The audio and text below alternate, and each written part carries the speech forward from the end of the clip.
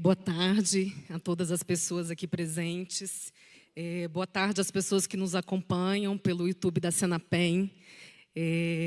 Cumprimento com especial carinho os profissionais que dividem comigo essa importante mesa de diálogo e discussão, em especial, e eu tomo a liberdade, doutora Cíntia e Jéssica, que além de compartilhar essa mesa, compartilham também essa importante tarefa de qualificar, ampliar, aprimorar e desenvolver a política penal nacional.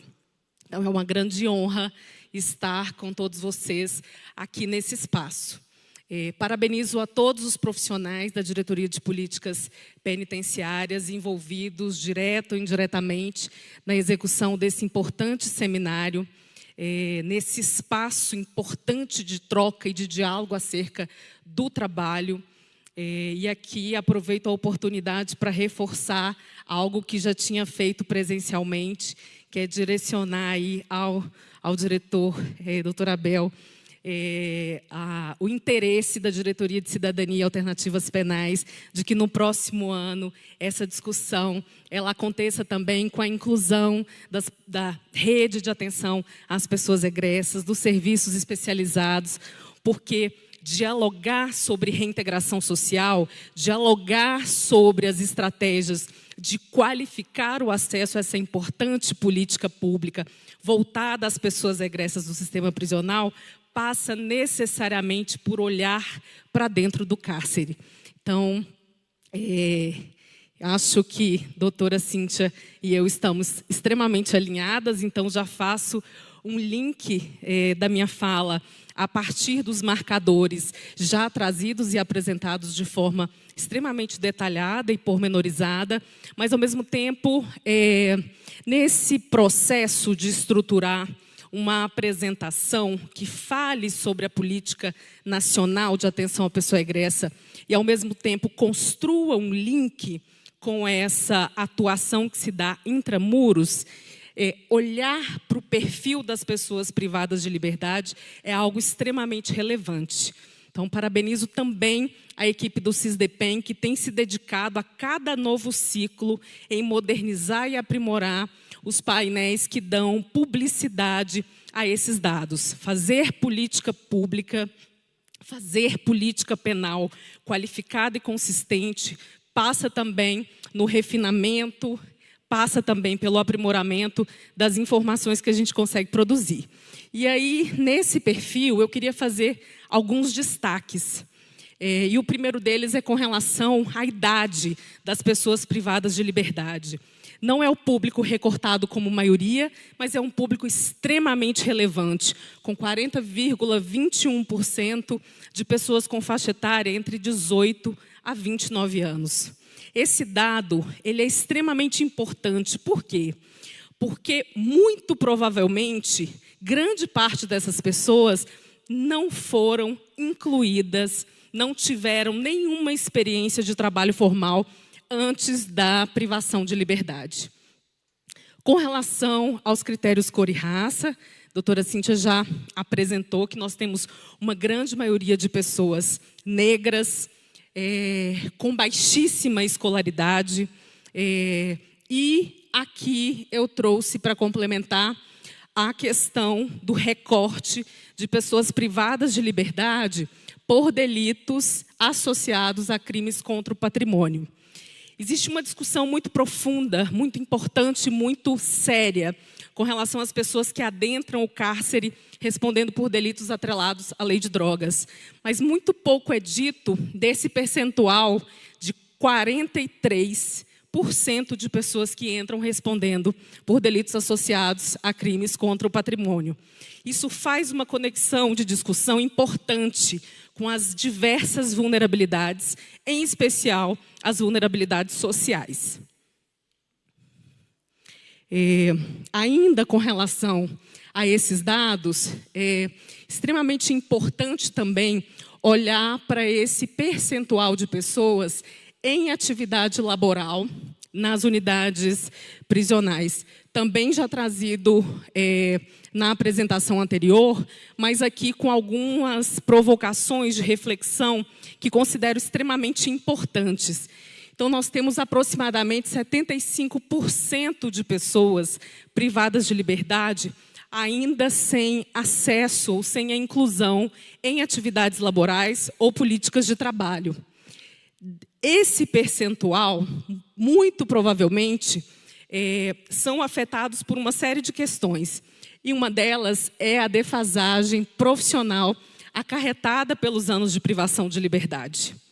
Muito provavelmente, se a gente pedisse aqui o currículo de cada profissional que está aqui nesse auditório, a gente teria uma linearidade. Muito provavelmente, ano a ano, apareceriam, sem descontinuidade, experiências e trajetórias profissionais apresentadas, relatadas, identificadas. No entanto, quando a gente fala da privação de liberdade, muito provavelmente esses 75% terão um intervalo na vida profissional. Intervalo esse que é extremamente complexo quando essas pessoas chegam aos serviços especializados de atenção à pessoa egressa, aos serviços e políticas públicas destinadas não só ao atendimento especializado, mas ao acesso a outras iniciativas, como educação, trabalho, serviços e projetos da assistência social e outras iniciativas. O exercício da atividade laboral com baixa qualificação, baixo aproveitamento pós-cumprimento da liberdade. E esse é um ponto extremamente importante.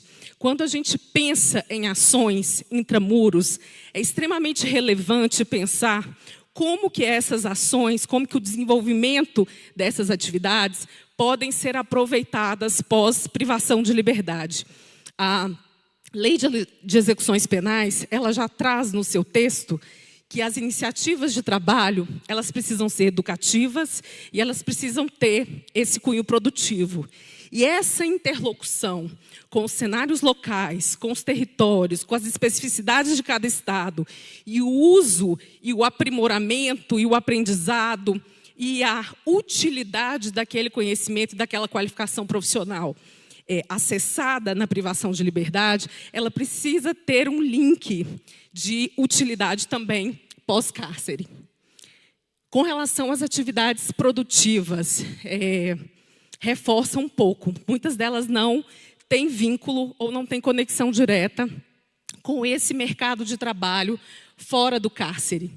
E muitas das empresas contratantes, elas que desenvolvem atividades intramuros, elas não absorvem essa mão de obra egressa de prisões.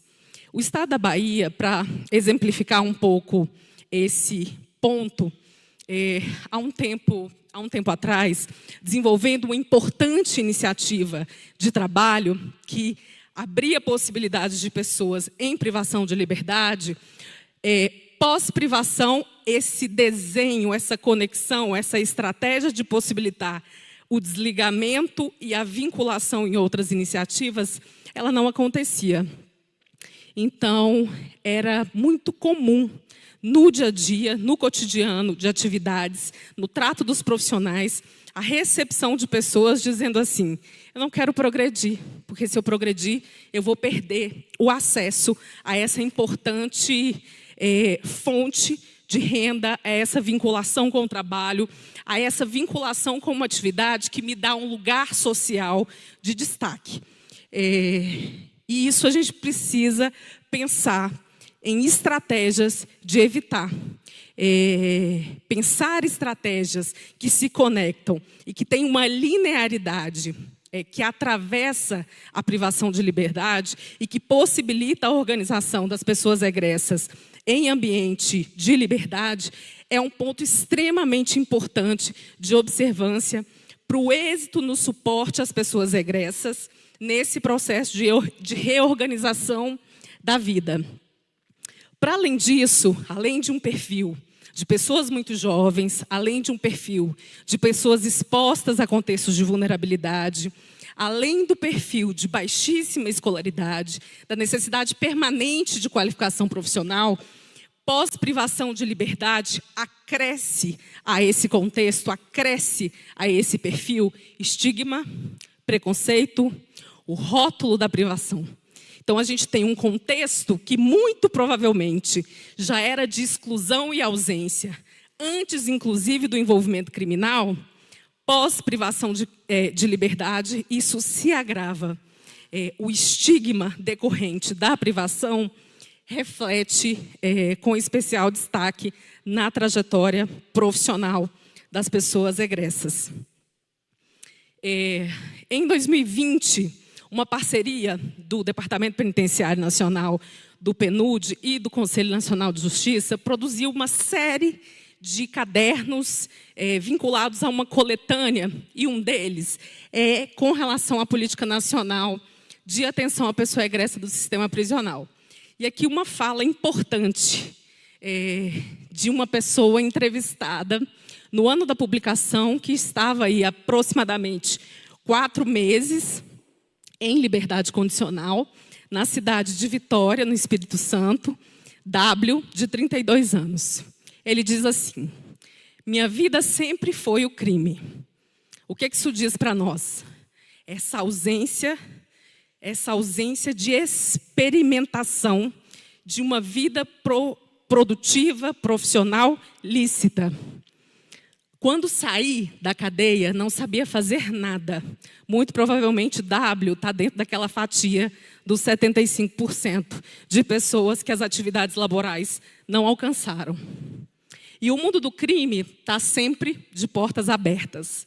Essa ausência de link, essa ausência de vinculação das iniciativas pensadas e previstas intramuros com as políticas, serviços direcionados ao atendimento pós-privação de liberdade, geram uma lacuna que vincula essas pessoas à possibilidade de reincidência. Então, é extremamente importante pensar nessas iniciativas. E aqui eu tentei fazer um link de alguns marcos normativos. O primeiro deles é a Lei de Execução Penal, que já faz esse reforço do trabalho enquanto um dever social, enquanto promotor de condição de dignidade humana, com finalidade educativa e produtiva. E aqui outros 2 importantes destaques. O trabalho remunerado, e aí discutir o trabalho remunerado, em algum momento, precisa ser olhado de forma muito, muito estratégica. A Lei de Execução Penal, nós estamos falando de uma normativa de 1984. Já recortava a necessidade do Estado brasileiro olhar para as iniciativas que possibilitam o trabalho remunerado, entendendo que o processo de reorganização da vida em liberdade, a reinserção social, a ressocialização, são muitos conceitos que apontam para a mesma necessidade de se reorganizar e se reconectar com essa dinâmica social nova. E o trabalho remunerado, ele possibilita acessos, ele possibilita alcances, ele possibilita ampliação de repertório, ele possibilita o atendimento de necessidades imediatas. Então, esse destaque é um destaque importante, e na esteira a discussão com relação ao pecúlio. Também, eu queria um pouquinho de água.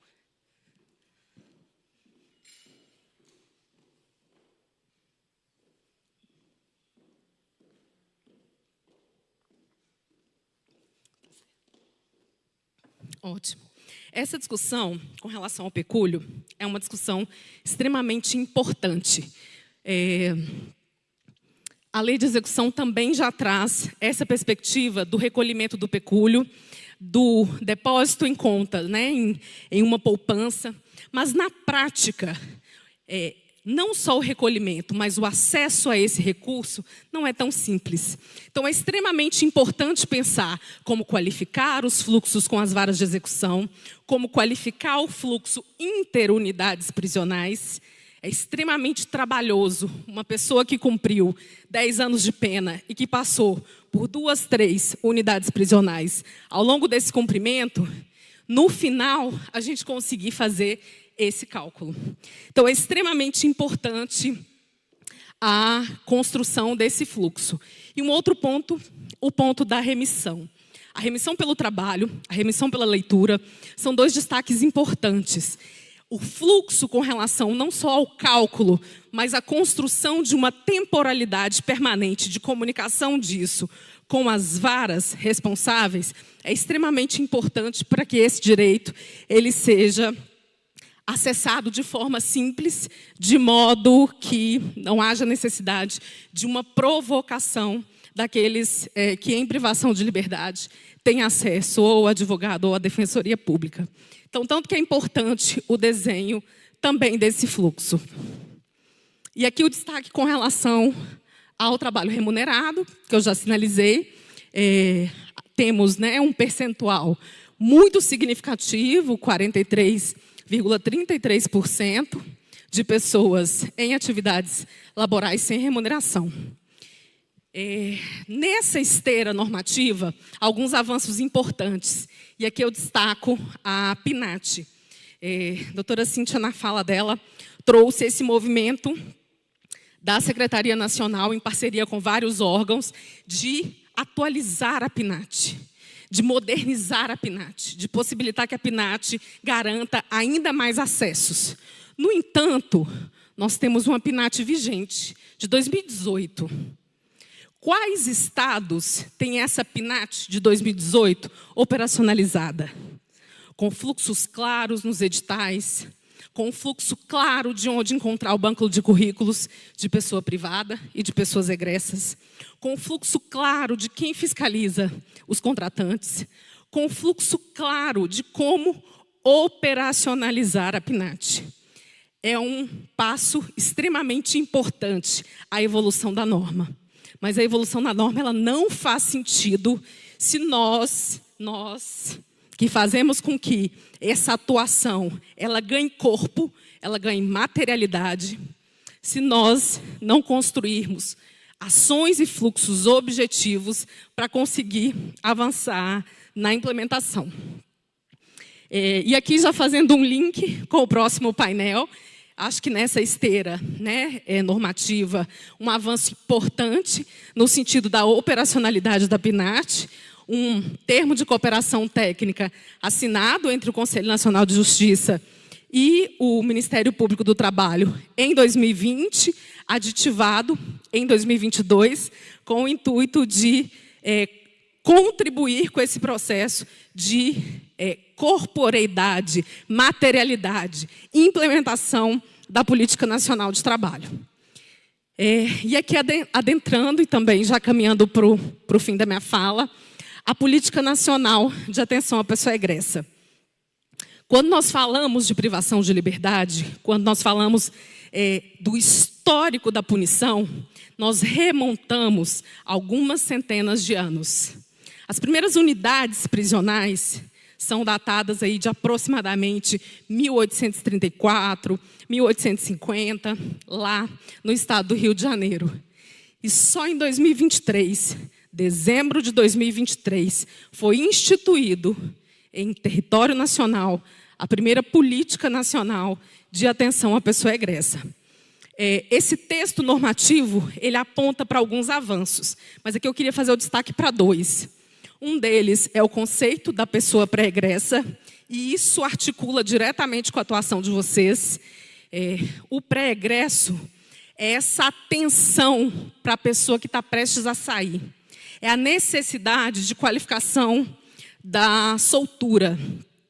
É a necessidade de olhar para essa pessoa que está com um recorte temporal de aproximadamente 6 meses de saída, para pensar que tipo de trabalho específico, especializado, eu preciso direcionar para possibilitar que essa pessoa saia com um nível maior de organização.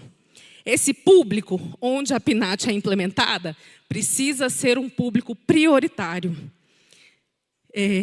Essa é uma ação que impacta na reentrada, é uma ação que impacta na reincidência, que impacta nos índices de violência dos estados. Então, criar estratégias para que haja a implementação, e já tem metodologia desenhada, já tem uma série de orientadores para fazer com que os profissionais consigam aí conduzir esse trabalho especializado. E o próprio conceito de pessoa egressa. A LEP, ela determinava que a pessoa egressa é aquela que saiu da privação de liberdade num recorte temporal de 1 ano. O que a prática nos mostrou? Que o estigma, essa marca, né, essa cicatriz, esse rótulo, essa etiqueta pregada na pessoa pós-privação de liberdade, ela não se dilui, ela não se desfaz na temporalidade de 1 ano. Então, essa normativa, a política nacional, ela entende a pessoa egressa como sendo aquela que passou pela privação de liberdade por qualquer tipo de condenação ou não, incluindo, inclusive, os presos provisórios nesse conceito, independente do recorte temporal, de quando é que isso aconteceu. De modo que a privação de liberdade ainda reflete nos acessos e no seu modo de ser e se posicionar no mundo. Então, a necessidade de ter aí serviços especializados. Pensar os serviços especializados, aqui eu trouxe um pouco de como esses serviços estão distribuídos em território nacional. É olhar para a necessidade de um acompanhamento integral. É olhar para a individualidade de cada pessoa pós-privação de liberdade. E, em especial, pensar como construir pontes, como construir acessos. E o trabalho, ele tem um grande potencial de reinserção. Ele tem um grande potencial de reconexão dessa pessoa de um outro modo, de um resgate desse indivíduo, de um resgate dessa pessoa enquanto um sujeito produtivo.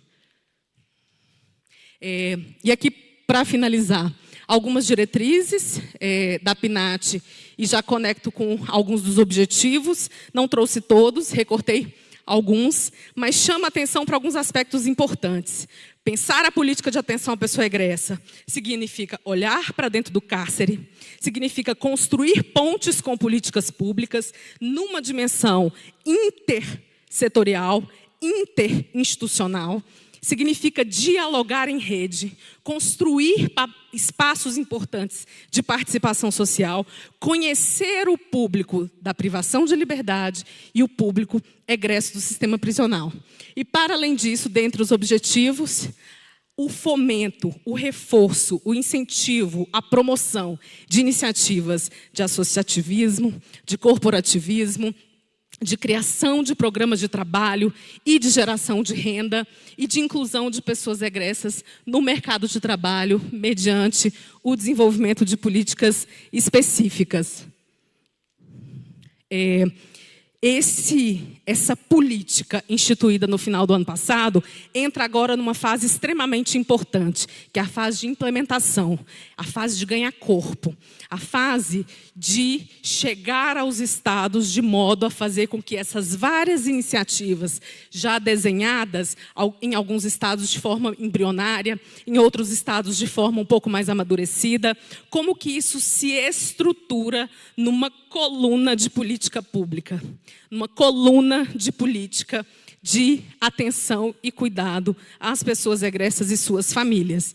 Então, nós estamos na fase de adesão dos estados à política nacional, que vai startar o plano de implementação dessa política e, dentre os eixos prioritários, o recorte específico quanto às ações de trabalho. Então, a nossa expectativa, depois dessa articulação e dessa construção, é que no próximo ano já consigamos estar com vocês dizendo de dados, de resultados, de acessos e de qualificação desse desenho. Então, agradeço mais uma vez pela oportunidade e por poder trazer um pouco para vocês o que está sendo pensado e estruturado no âmbito da política nacional de atenção à pessoa egressa.